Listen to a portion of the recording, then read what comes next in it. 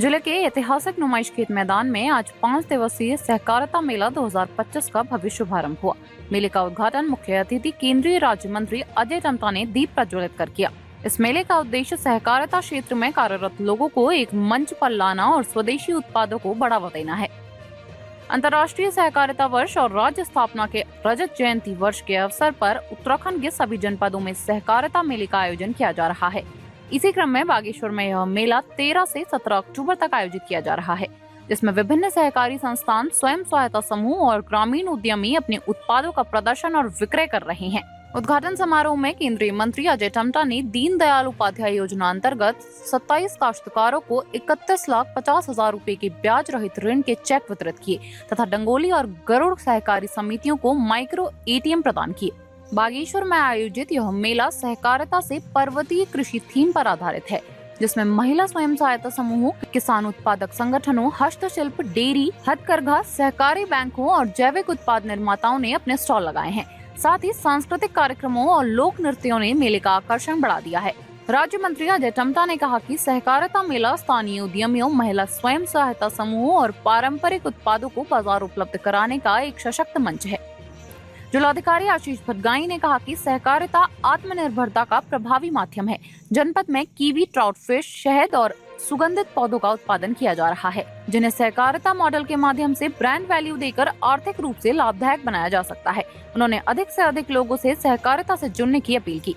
इस अवसर पर जिला पंचायत अध्यक्ष शोभा आर्या, विधायक पार्वती दास, जिला पंचायत उपाध्यक्ष विशाखा खेतवाल, नगर पालिका अध्यक्ष सुरेश खेतवाल, भाजपा महामंत्री कुंदन सिंह परिहार, जिला अध्यक्ष प्रभा गड़िया, पूर्व मंत्री बलवंत सिंह भौर्याल, मुख्य विकास अधिकारी RC तिवारी सहित कई जनप्रतिनिधि और अधिकारी उपस्थित रहे। मैं बहुत बधाई देना चाहता हूं उत्तराखंड राज्य सरकार को और उनके माध्यम से सभी हमारे लोकल प्रोडक्ट्स को, हमारे महिला समूह को, हमारे लोकल पैक्स को और हमारे जो कोऑपरेटिव सेक्टर में काम करते हैं, एक दूसरे के सहयोग से मिलकर के किसी चीज का निर्माण होता है और उसकी वैल्यू एडिट किया जाता है, हाई वैल्यू किया जाता है, चाहे उसको अच्छी पैकिंग के माध्यम से और अपने ऑर्गन को जो भी हम लोग लिख रहे हैं उस पर, उसमें क्या क्या कंटेंट है, उसके माध्यम से लोगों को बहुत बड़ी जानकारियाँ मिलती हैं। ऐसे यहाँ पर सांस्कृतिक कार्यक्रम भी होंगी, कार्यशालाएं भी होंगी, प्रतियोगिताएं भी होंगी और फूड के हमारे यहाँ पर स्टॉल भी लगी हैं। तो ये अच्छा एक प्रयास है और क्योंकि कोऑपरेटिव के माध्यम से पूरे देश भर के अंदर भारत सरकार ने मंत्रालय का गठन किया है और हम जैसे कि लोगों को जो भी जानकारियाँ चाहिए वो जानकारियाँ भी मिलेगी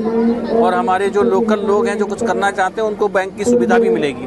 फिर भाई लोन कैसे मिलेगा, कैसे काम करना है। अभी हमने काफ़ी चेक बांटे हैं तो मैं उनसे पूछ रहा था तो वो कह रहे थे कि हमको अच्छा लगा, हम सरकार हमको सहयोग कर रही है, हम अपना काम शुरू करने वाले हैं। तो लोगों को एक ताकत मिलती है, शक्ति मिलती है, इसके लिए बहुत बधाई। कांग्रेस में 2 ही लोग आके हैं, 2 ही लोग तो लेते बैठे थे वहाँ पर, 2 लोग थे, उन लोगों के समझ में नहीं आया। अभी आप समझ जाएंगे तो आएगा उनको। वो कह रहे हैं कि पता नहीं कौन बाहर के लोग तो एक भी नहीं दिख रहे। तांबे की दुकान में ताम्रकारों, तांबे की दुकान वहाँ दिख रही है, वो खाने का स्टॉल लगा है, वो बीज बेच रहे हैं वहाँ हमारे गरुड़ के लोग और वो कीवी बेच रहे देख रहे हैं। देखो बाहर का भी हम लोग भी जब जाते हैं, हम भी दिल्ली में, हमारे लखनऊ में, हमारे सब जगह देश भर में हमारी भी तो अभी स्टॉलें लगती हैं। प्रगति मैदान में हमारे भी तो जाते हैं उत्तराखंड के लोग, तो वहाँ देश भर के लोग आते हैं। राज्यों में भी मध्य प्रदेश है, वहाँ है, तो वहाँ भी हमारे बाहर के हमारे लोग भी जाते हैं बेचने।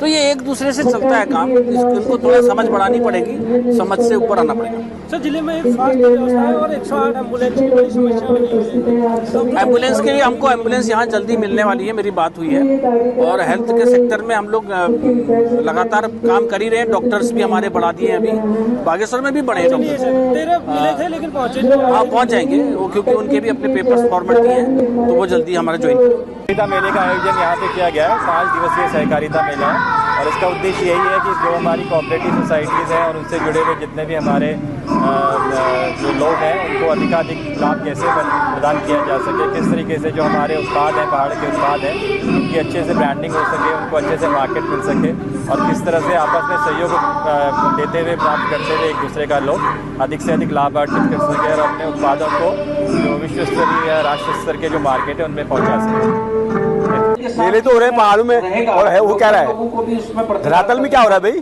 धरातल में तो कुछ भी हो रहा है, मेले हो रहे हैं, नाच हो रहे हैं, गाने हो रहे हैं, लेकिन धरातल में तो ये हो रहा है। लेकिन मैं बहुत अब एक दर्द की कहानी बताता हूँ।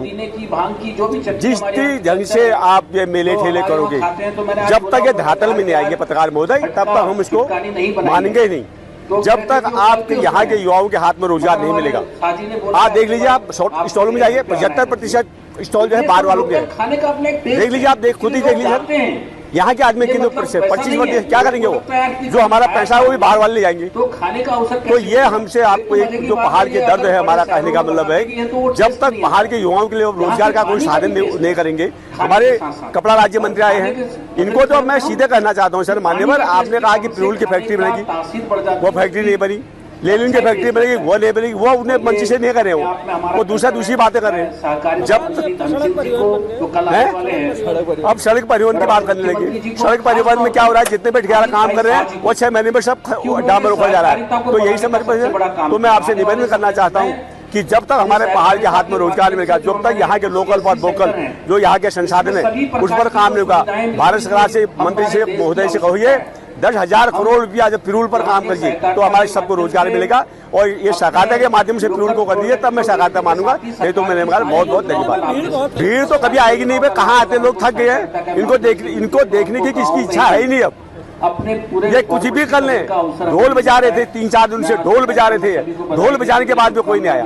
और इनका कार्यक्रम था 11 बजे का था, फिर 12 बजे, 1 बजे था, 1 बजे 3 बजे ये आ रहे हैं, तो कौन बैठेगा इसमें? इसलिए बहुत बहुत धन्यवाद। ये बात है छट के मत करना और सीधे कहना। धन्यवाद।